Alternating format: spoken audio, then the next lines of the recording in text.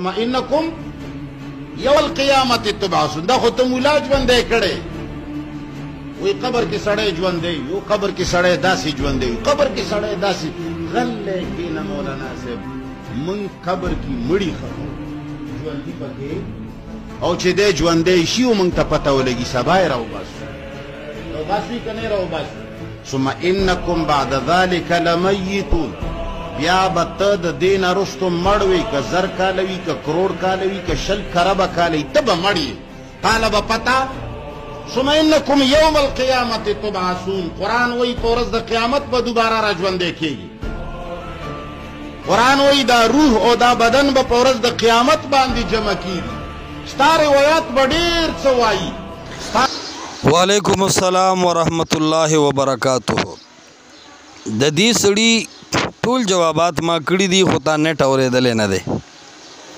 یو سړی چې د قرآن آیت پیش کی او خپل عقلی استدلال ته وکړي د دې نه دا د حقانیت دلیل نه ګرځي.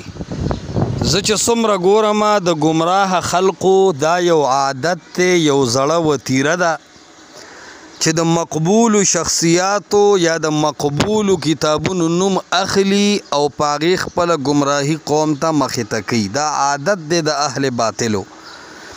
څوک گمراه وو خو نوم د ابراهیم علیه السلام استعمالو وي چې مونږ ابراهیم علیه السلام منونکي یو.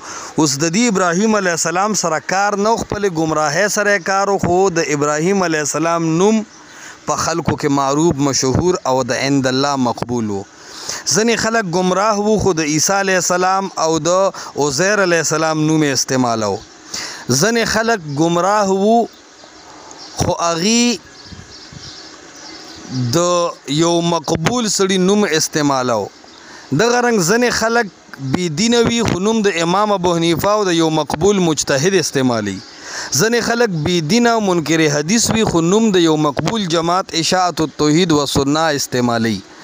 دغسې ځنې خلک لکه معتزله او منکرین حدیث دی گمراه خو نوم د قرآن استعمالي. ځکه انکاري حدیث او معتزله پرویز سرسید احمد خان واصل ابن عطا تمنا عمادي دا مقبول خلق نو نو د دې گمراه خلقو د عقیدو افناولو د پاره یو مقبول سړی پکارو. بس دی قرآن ته خیال شو چې قرآن نوم به اخلو حدیث به پرد کوو. نو دی قرآن سره د دې کار نشته بلکې د دې خلکو کار دی انکار حدیث سره او دا انکار حدیث رو روزي انکار قرآن ته دا یو خبره شوه. دویمه خبره چې د کلیف کې د کړې ده چې الله فرمایي چې ثم انکم بعد ذلک لمیتون. تاسو به مړه دا مولا ژوندي کړي دي. ګل میں اللہ سبحانہ وتعالی قرآن کے فرمائی ولا تقولوا لمن يقتل في سبيل الله اموات بل احیاء دا ژوندي دي ولکن لا تشعرون. او د منکرین حدیث فهمونه حیات برزخی ته نه رسی.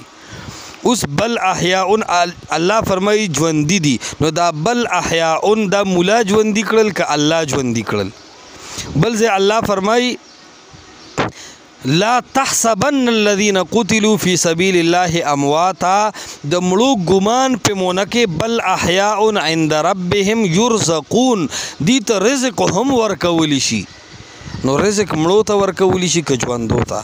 او دا بل احیاء یا دا احیاء یا لا تحسبن دا مولا ژوندي کړل که دا رب ژوندي کړل. که رب ته دی مولا وای نو دا دویمه ګمراهي شوه او که قرآن د مولا کتاب غنی نو دا یې څلورمه ګمراهي شوه. دارنګې الله سبحانه وتعالی فرمایي النار یعرضون علیها غدوا وعشیا. ور دي ته پیش کولی شي نو د عذاب د پاره دا مولا ژوندي کړي دي که رب ژوندي کړي دي.